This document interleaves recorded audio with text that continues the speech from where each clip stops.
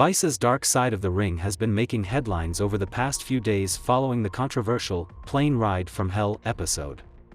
The show has gained quite the reputation for digging up some of wrestling's most seedy secrets, and the latest episode of the show definitely didn't disappoint. The show made its debut in 2019 and so far has aired 23 episodes surrounding some of the biggest untold stories from the wrestling business. Dark Side of the Ring has covered the death of Chris Benoit, the Montreal Screwjob, Owen Hart's tragic passing, as well as the story behind the woman known as Fabulous Moolah. Throughout the first 3 seasons of the show, there have been several revelations that have shocked the wrestling world to its core and left many WWE Hall of Famers, or even high-ranking wrestlers in the business to answer for their sins. Number 10. Randy Savage's treatment of his wife Miss Elizabeth. The first episode of The Dark Side of the Ring looked back at the tragic lives of Randy Savage and his wife Miss Elizabeth. The two stars were joined together in WWE and off-screen for a number of years before their marriage ended in divorce. The episode showed the treatment that Miss Elizabeth was subjected to at the hands of Savage, how he would lock her in her dressing room and not allow her to have any contact with the other wrestlers. Savage would also threaten his wife and any man who even attempted to speak to her, since he was shown as quite a jealous man on several occasions. This jealousy led to the breakdown of their relationship, but, interestingly, many other wrestlers saw the way Elizabeth was treated but didn't speak up. Number 9. Jimmy Snuka couldn't read or write in English. WWE Hall of Famer Jimmy Snuka was part of his own episode of Dark Side of the Ring, where the show focused on the death of his girlfriend Nancy Argentino in 1983. It has long since been rumored that Vince McMahon was part of a cover-up on behalf of Snuka, something that seemed to become even more clear in this episode. Snuka's wife Carol noted that Snuka was unable to read and write in English, which means that all of the statements that he signed for the police were all influenced by Vince McMahon. Snuka had no idea what he was signing and put all of his trust into the WWE chairman since he couldn't read. In the end, Nancy's death was ruled an accidental death, and the 2013 investigation couldn't shed much more light on the case since Snuka wasn't fit to stand trial at the time. Number 8. The murder of Bruiser Brody. WWE Hall of Famer Bruiser Brody was murdered in the locker room of the Puerto Rico Stadium in 1988. The murder was witnessed by several other wrestlers, including Dutch Mantell and Tony Atlas. Jose Gonzalez stabbed Brody to death and was then charged with murder. In an interesting turn of events, Gonzalez was never sent to prison for the murder, since Dark Side of the Ring uncovered the fact that the kayfabe setting in wrestling was hard for the authorities to get past. Brody's in-ring persona as an intensely mean-spirited character was hard for anyone to see past. Even when the court came to trial, key witnesses were missing because their court summons arrived after the trial had already happened. The whole story shows just how easy it is for someone to get away with murder in plain sight. Number 7. The death of Owen Hart. Most wrestling fans can remember exactly where they were when they heard that Owen Hart had fallen from the rafters. His scheduled match against The Godfather was lined up and ready to go when instead, the cameras went over to the broadcast team and Jim Ross, who delivered one of the most heartbreaking announcements. Jim Ross himself noted that at the time, Kevin Dunn didn't give him any time to think about what he was going to say. Instead, he was told that Owen Hart was dead, and then the show went back live seconds later. Ross had to scramble for the words to announce this to the nation in what can only be seen as one of the most heartless acts in the history of the business. Number 6. Jake Roberts was ready to kill Ultimate Warrior at the Hall of Fame.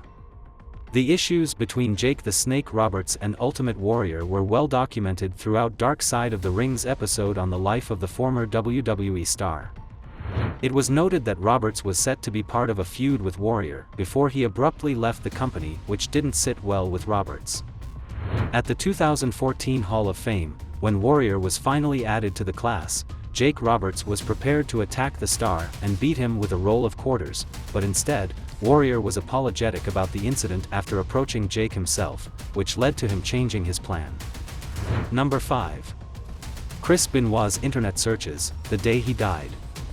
There are still many questions surrounding Chris Benoit and the weekend that the double murder-suicide took place, but as part of the Dark Side of the Ring, Chris Benoit episode, it was revealed that Benoit had been alive in the house for a day, after he had killed his wife and son.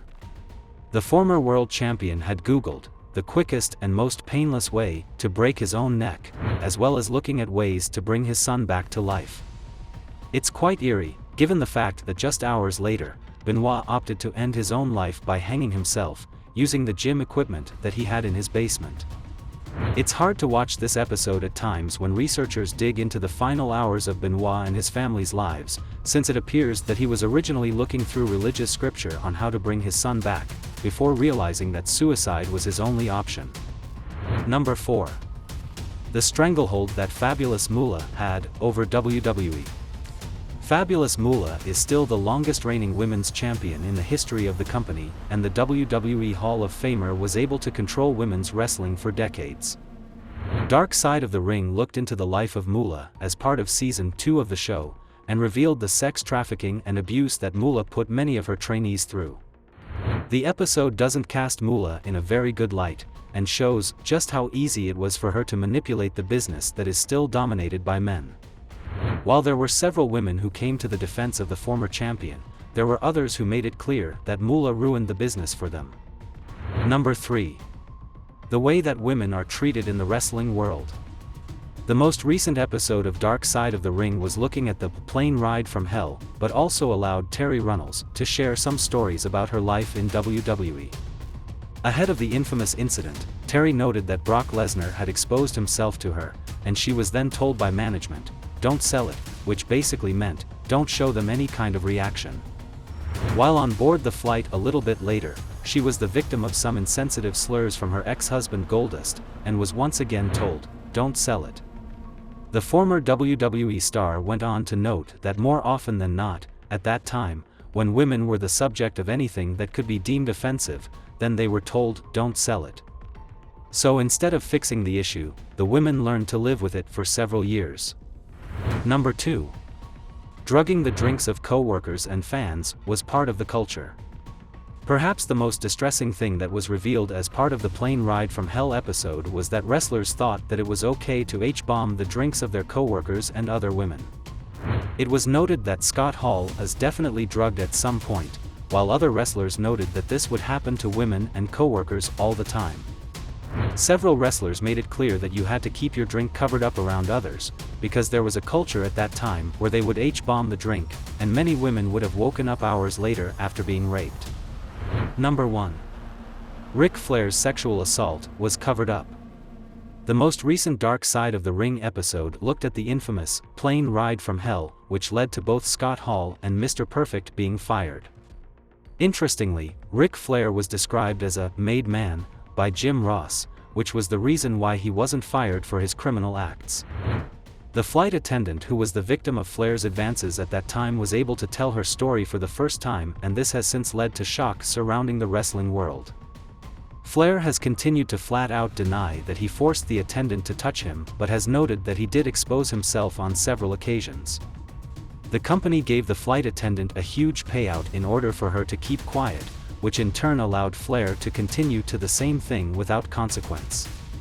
Larger-than-life professional wrestling personalities have given fans endless entertainment, but it's a profession that comes with a lot of bumps and bruises, and not just in the ring. Would any of these wrestlers have survived today's social media era where each and every moment of their lives are exposed and analyzed by the whole world? Let us know in the comment section below.